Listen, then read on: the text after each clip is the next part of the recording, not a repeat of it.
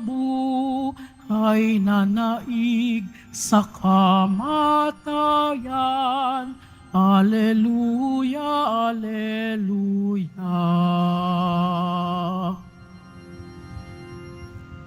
Simulan po natin ang pagdiriwang sa ngalan ng Ama at ng Anak at ng Espiritu Santo. Amen. Ang pagpapala ng ating Panginoong Jesucristo, ang pag-ibig ng Diyos Ama, at ang pakikipagkaisa ng Espiritu Santo naway sumainyong lahat. At sumaiyo rin. Mga kapatid, tayo pong lahat ay nagkakatipon bilang isang mag-anak ng Diyos sa pagdiriwang ng banal na misa. At upang tayo po ay maging karapat-dapat gumanap sa banal na pagdiriwang na ito, alalahanin po natin ang ating mga pagkukulang at nagawang pagkakasala. At buong kababaang loob po tayong humiling ng awa at pagpapatawad mula sa Diyos.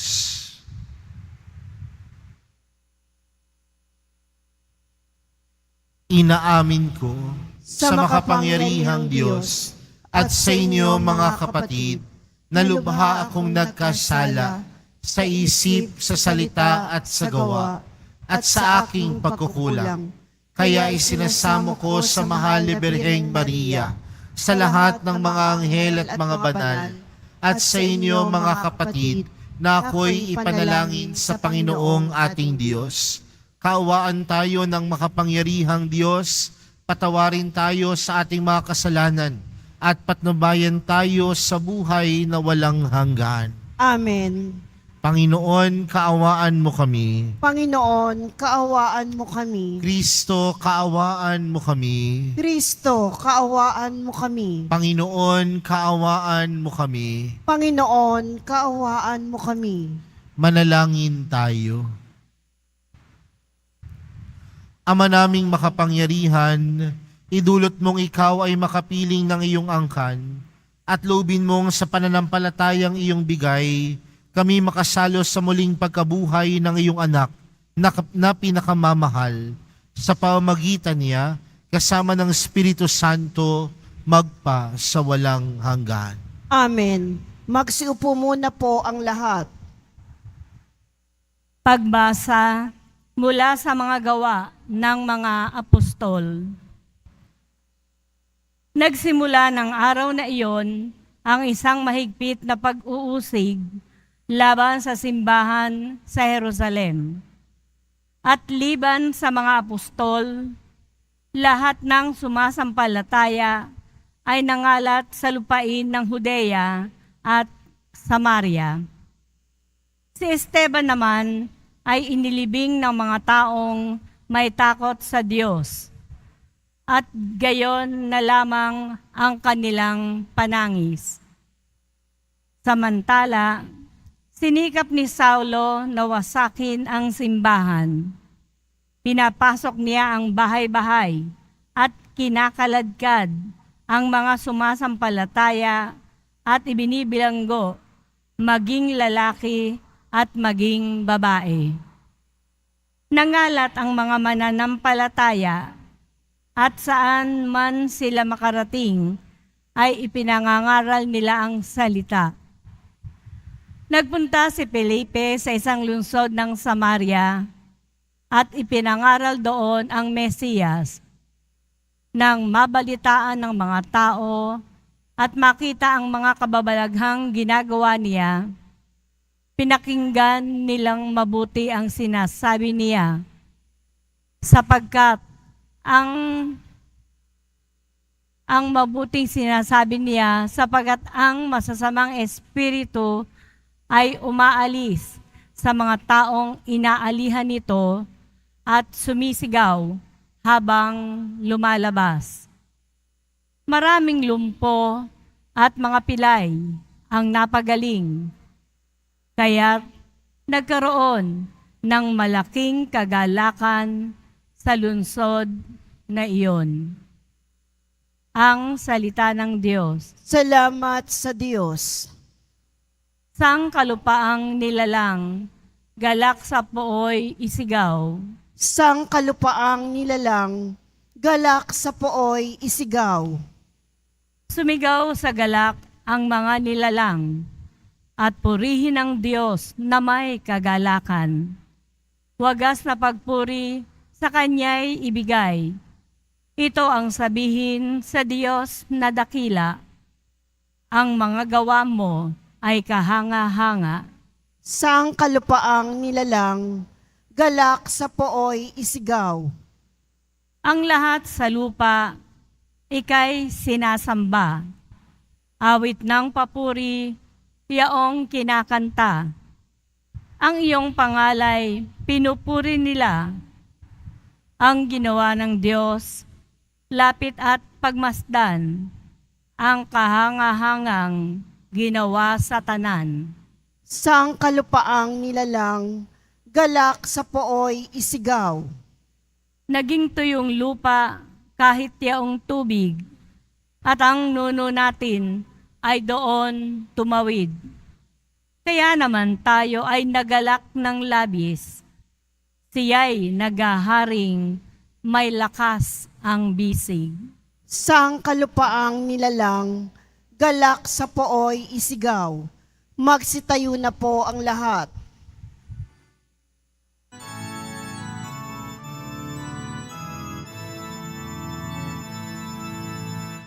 Hallelujah,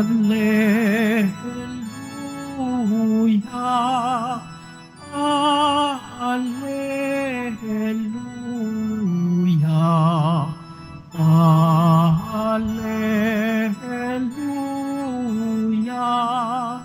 Hallelujah.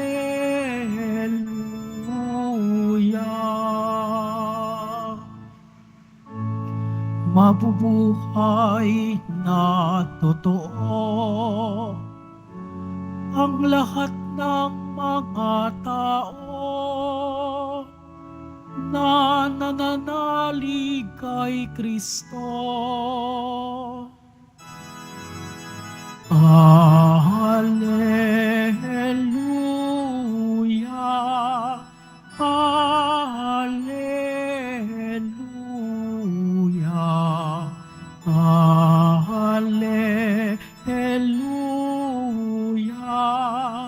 Hallelujah.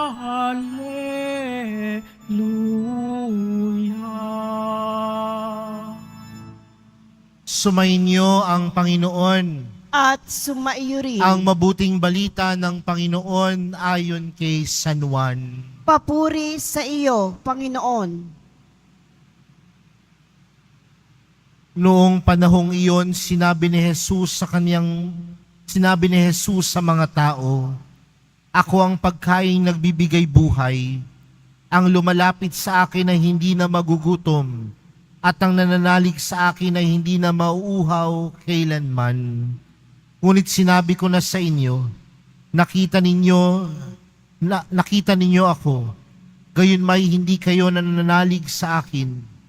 Lalapit sa akin ang lahat ng ibinibigay sa akin ng Ama, at hindi ko itataboy ang sino mang lumapit sa akin, sapagkat ako'y bumaba mula sa langit, hindi upang gawin ang kalooban ko, kundi ang kalooban ng nagsugo sa akin. At ito ang kanyang kalooban. Huwag kong pabayaang mawala kahit isa sa mga ibinigay niya sa akin, kundi muling buhayin sila sa huling araw. Sapagkat ito ang kalooban ng aking Ama, ang lahat ng makakita at manalig sa anak ay magkaroon ng buhay na walang hanggan, at sila'y muli kong bubuhayin sa huling araw." Mga kapatid, ang mabuting balita ng Panginoon. Pinupuri ka namin, Panginoong Hesukristo. Magsiupo muna po tayong lahat. Magandang tanghali po sa inyong lahat. Pakibati nga po ang inyong katabi ng magandang tanghali. No? Mga kapatid, hindi natin makakaila ang kabutihan ng Diyos. Alam natin na sa simula't simula pa lamang, ang Diyos ay tunay na mabuti. Nung tayo ay sa kabila ng ating mga kahinaan, sa kabila ng ating mga pagkakasala, dahil sa kabutihan ng Diyos, ipinagkaloob niya sa atin ang kanyang nag-iisang anak. ipinagkaloob sa atin si Jesus. At si Jesus, ano ang ipinagkaloob sa atin? Ipinagkaloob sa atin ni Jesus ang kanyang buhay. At paano ipinagkaloob sa atin ni Jesus ang kanyang buhay? Inialay niya ang kanyang buong sarili. At mapapansin po natin mga kapatid, kahapon hanggang ngayon at sa mga susunod na araw, mapapakinggan po natin ang Ebanghelyo na kung saan si Jesus ay inihahantulad niya ang kanyang sariling buhay bilang isang tinapay. Tinapay na nagbibigay buhay at magbibigay sa atin ng buhay na walang hanggan. Pero mga kapatid, magandang tingnan kung gaano po ba kahalaga ang tinapay ng buhay sa ating mga ordinaryong buhay. Mahalaga pa ba sa atin ang pagtanggap ng Eukaristiya? Mahalaga pa ba sa atin na kapag tayo ay dumadalo ng misa, ang tinatanggap natin ay si Jesus? O baka nagiging isang seremonyas na lamang ang pagdalo ng misa at tayo ay tumatanggap na lamang ng Eukaristiya kasi nahihiya tayong hindi makatanggap. Pero mga kapatid, patuloy na ipinapaalala sa atin na ang pagkaing ipinagkakaloob ni Jesus ay pagkain na nagkakaloob sa atin na kailanman ay hindi na tayo magugutom. Pagkain na kailanman hindi na tayo mauuhaw. Pero paano natin makikita ang bagay na ito? Kung tutuusin naman mga kapatid, kapag tayo ay dumadalo ng misa at tumanggap ng Eukaristiya, wala naman talagang nabubusog. May mabubusog ba talaga sa simpleng tinapay? Wala naman. Marahil nga pagkatapos mamaya, pagkatanggap natin ng Eukaristiya, ang iba sa atin, magtatanghalian pa. Dahil wala naman talagang nakabubusog. Pero mga kapatid, ang kabusugang tinutukoy ng Panginoon ay hindi lamang lamang tiyan. Bagkus ang kabusugang ipinagkakaloob ng Panginoon ay ang kabusugan ng ating mga puso at kaluluwa. At paano tayo binubusog ni Jesus? Binubusog niya tayo ng pagmamahal. Kaya nga 'di ba, yung mga taong puno ng pagmamahal, puno ng pag-ibig, kayang tiisin ang lahat ng bagay, maski pati ang gutom. Dahil nandoon yung pag-ibig. At yun ang ipinagkakaloob sa atin ng Panginoon. Kabusugan hindi ng tiyan, kundi kabusugan ng ating puso at kaluluwa. At sana po, yun ang makita natin. Makatatanggap lang tayo ng kabusugan na ito kung ang tinatanggap natin hindi lamang ang tinapay, kundi ang tinatanggap natin si Jesus. Dahil kung ang tinatanggap natin si Jesus, aalisin ito ang lahat ng kagutuman, aalisin ito ang lahat ng kapaguran, aalisin ito ang lahat ng kahirapan. Makita lang natin na ang tinatanggap natin hindi lamang tinapay. Makita natin na ang tinatanggap natin si Jesus. Kaya mamaya ho, kapag tatanggap na po tayo ng komunyon, wag lang tayong tatanggap kasi nahihiya tayong hindi tumanggap. Kundi tatanggap tayo ng komunyon dahil handa ang puso at kaluluwa natin na malamnan ng pag-ibig ng Diyos. At alam natin, sa pag-ibig ng Diyos, papawiin niya ang lahat ng kagutuman ng ating puso at kaluluwa. At yan ang ginagawa ng Eukaristiya. Yan ang ginagawa ng pagdalo natin ng banal na misa. Hindi man mabusog yung laman ng ating tiyan, pero ang busog sa buhay pananampalataya natin ay ang ating puso at kaluluwa. At sino ang makabubusog ng ating puso at kaluluwa? Walang iba, kundi ang mahal na pong Jesus Nazareno. Amen. Magsitayo po ang lahat.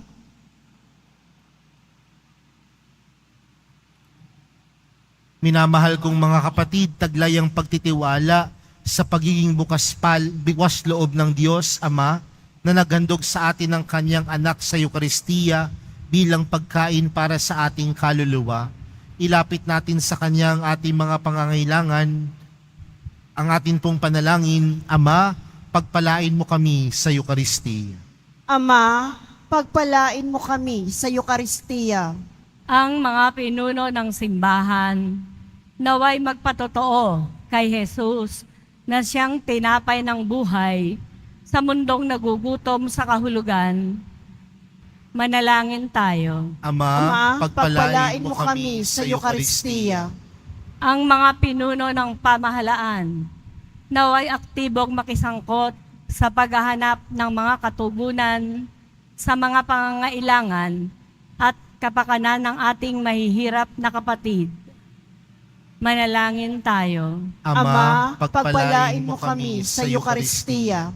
Ang mga nag-aakalang hindi nila kailangan ng Diyos sa kanilang buhay, naway maakit na tumanggap ng Eukaristiya.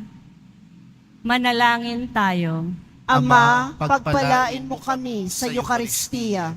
Ang mga may sakit, naway maranasan ang mapagmahal na presensya ni Kristo sa kanilang pagtanggap ng Eukaristiya. Manalangin tayo. Ama, pagpalain mo kami sa Eukaristiya.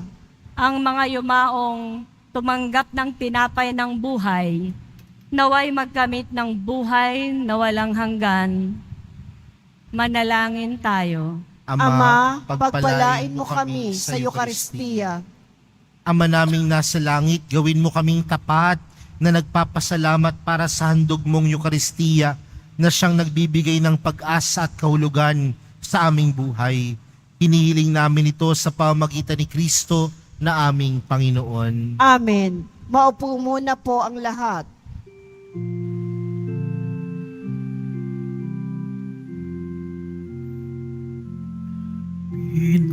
Pinupuri kita, Poon, sapagkat ako'y iniligtas. Mga kaaway di makuhang matuwa mula sa libingan.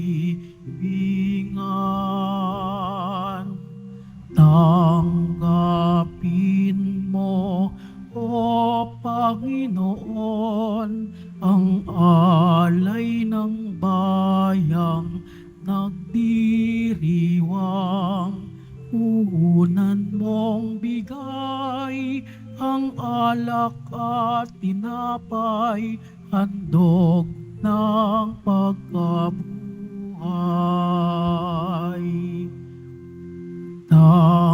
Tanggapin mo, O Panginoon, ang alay ng bayang nagdiriwang.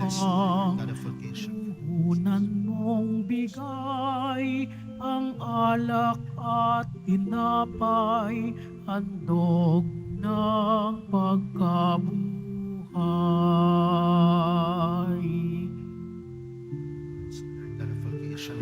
Of his wine offer, fruit of the vine of Christ.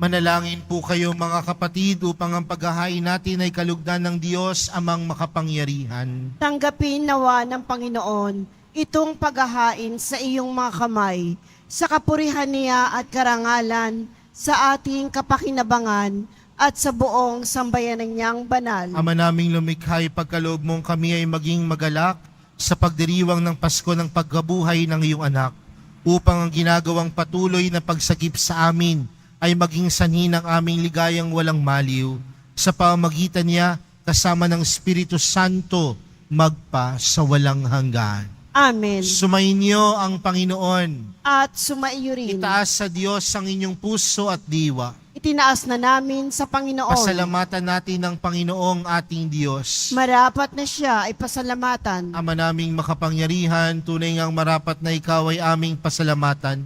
Ngayong ipinagdiriwang ang paghahain ng Mesiyas, ang maamong tupa na tumubos sa aming lahat. Naghahaing walang humpay ang anak mong minamahal, upang magkasalo-salo ang tanan sa piging ng iyong buhay. Hindi na mamamatay ang inihain sa krus. Ang sa krus ipinako, buhay lagi bilang handog. Kaya kaisa ng mga anghel na nagsisiawit ng papuri sa iyo, nang walang humpay sa kalangitan, kami nagbubunyi sa iyong kadakilaan. Santo, Santo, Santo, Panginoong Diyos na mga hukbo, napupuno ang langit at lupa ng kadakilaan mo. Osana sa kaitaasan, pinagpala ang naparirito sa ngalan ng Panginoon. Osana sa kaitaasan, magsiluhod po ang lahat. Ama naming banal, ikaw ang bukal ng tanang kabanalan, kaya't sa pamamagitan ng iyong Espiritu, gawin mong banal ang kaloob na ito upang para sa amin maging katawan at dugo ng aming Panginoong Hesukristo. Bago niya pinagtiis ang kusang loob na maging handog, hinawakan niya ang tinapay, pinasalamatan kanya, pinaghati-hati niya iyon, iniabot sa kanyang mga alagad at sinabi, tanggapin ninyong lahat ito at kanin. Ito ang aking katawan na ihahandog para sa inyo.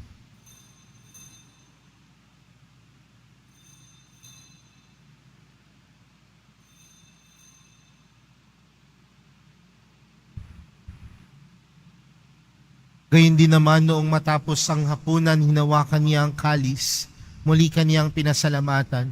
Iniabot niya ang kalis sa kaniyang mga alagad at sinabi, tanggapin ninyong lahat ito at inumin. Ito ang kalis ng aking dugo, ng bago at walang hanggang tipan.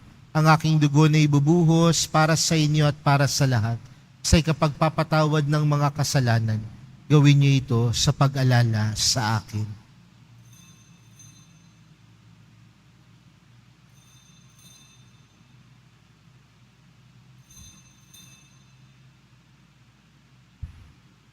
Magsitayo na po ang lahat. Ipagbunyi natin ang misteryo ng pananampalataya. Si Kristo'y namatay, si Kristo'y nabuhay, si Kristo'y babalik sa wakas ng panahon. Ama, ginagawa namin ngayon ang pag-alala sa pagkamatay at muling pagkabuhay ng iyong anak. Kaya't inaalay namin sa iyong tinapay na nagbibigay buhay at ang kalis na nagkakaloob ng kaligtasan. Kami nagpapasalamat dahil kami iyong minarapat na tumayo sa harap mo para maglingkod sa iyo. Isinasamo namin kaming magsasalo-salo sa katawan at dugo ni Kristo ay mabuklod sa pagkakaisa sa pamamagitan ng Espiritu Santo. Ama, lingapin mo ang iyong simbahang laganap sa buong daigdig. Puspusin mo kami sa pag-ibig, kaysa ni Francisco na aming Papa at ni Jose na aming Obispo at ng Tanang Kaparian. Alalahanin mo rin ang mga kapatid naming nahimlay nang may pag-asang sila'y muling mabubuhay, gayon din ang lahat ng mga pumanaw. Kaawaan mo sila at patuloyin sa iyong kaliwanagan. Kaawaan mo at pagindapatin kaming lahat na makasalo sa iyong buhay na walang wakas. Kaysa ng mahal na Birheng Maria na ina ng Diyos, ng kabiyak ng puso niyang si San Jose, kaysa ng mga apostol at ng lahat ng mga banal na namuhay dito sa daigdig ng kalugod-lugod sa iyo. May pagdiwang nawa namin ng pagpupuri sa ikararangal mo sa pamagitan ng iyong anak na aming Panginoong Hesukristo. Sa pamagitan ni Kristo, kasama niya at sa Kanya, ang lahat ng parangal at papuri ay sa iyo, Diyos amang makapangyarihan, kasama ng Espiritu Santo, magpa sa walang hanggan. Amen. Lumapit po tayo sa Ama natin sa langit sa panalangin itinuro sa atin ni Jesus.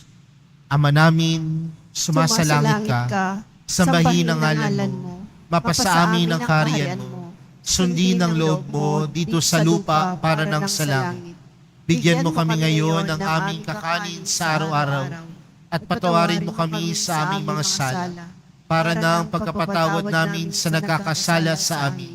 At huwag mo kami pahintulot sa tukso, at iadya mo kami sa lahat ng masama. Hinihiling po namin kami adya sa lahat ng masama, pagkalooban ng kapayapaan araw-araw, iligtas sa kasalanan at ilayo sa lahat ng kapahamakan. Samantalang aming pinananabikan ang dakilang araw ng pagpapahayag ng tagapagligtas naming si Jesucristo. Sapagkat iyo ang kaharian at ang kapangyarihan at ang kapurihan magpakailanman. Amen. Panginoong Jesucristo, sinabi mo sa iyong mga apostol, kapayapaan ang iniwan ko sa inyo, ang aking kapayapaan ang ibinibigay ko sa inyo. Tunghayan mo ang aming pananampalataya at huwag ang aming pagkakasala. Pagkalooban mo kami ng kapayapaan at pagkakaisa ayon sa iyong kalooban, kasama ng Espiritu Santo, magpa sa walang hanggan. Amen. Ang kapayapaan ng Panginoon ay laging sumainyo. At sumaiyo rin. Magbigayan po kayo ng kapayapaan sa isa't isa.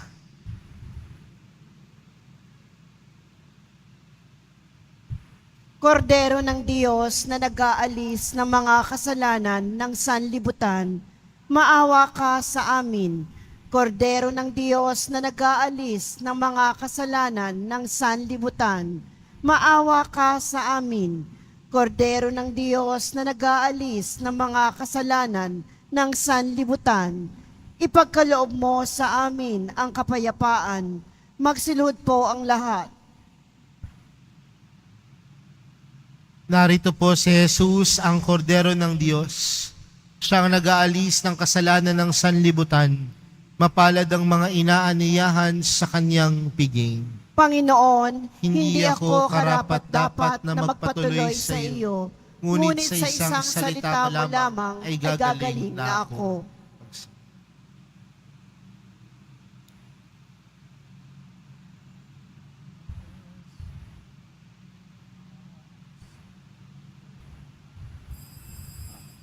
Para sa lahat ng tatanggap ng banal na komunyon, sasagot po tayo ng amen pagkasabi ng pari o ng lay minister ng katawan ni Kristo at isubo agad sa bibig bago umalis sa harapan ng pari o lay minister. Sumunod po tayo.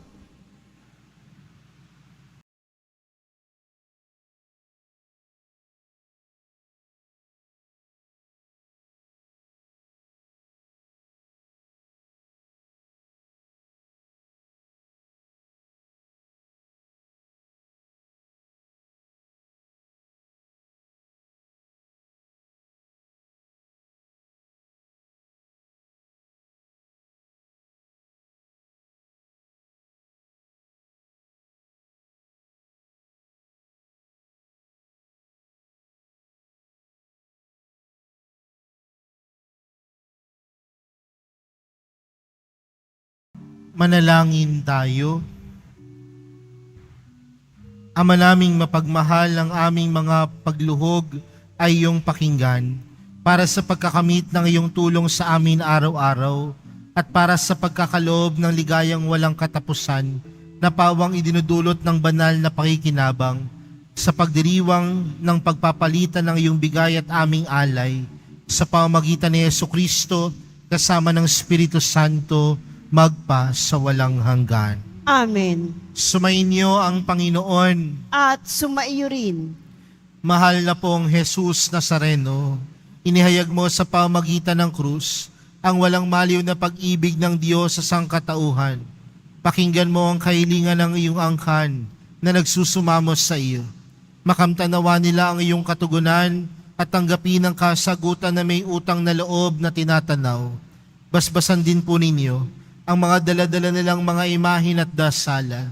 Sa pamamagitan ng bendisyon na ito, naway maalala nila ang mga pangako nila noon sa binyag na ikaw ang kanilang ibigin at paglilingkuran bilang Panginoon, magpa sa walang hanggan. Amen. At pagpalain po kayong lahat ng makapangyarihang Diyos, Ama Anak, at ng Espiritu Santo. Amen. Humayo kayong taglayang kapayapaan ng Poong Jesus Nazareno. Salamat sa Diyos.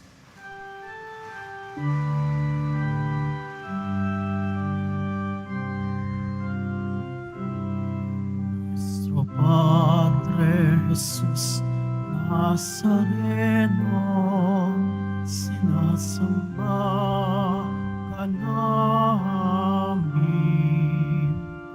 pinipinto ka namin, aral mo ang aming buhay at kaligtasan. Nuestro Padre Jesus Nazareno, iligtas mo kami sa kasalanan. Ang krus mong kinamatayan ay sagisag ng aming kaligtasan. Nuestro Padre Jesus Nazareno, inarangal ka namin. Nuestro Padre Jesus Nazareno, niluluwalhati ka namin. Nuestro Padre Jesus Nazareno, inarangal ka namin. Nuestro Padre Jesus Nazareno, niluluwalhati ka namin.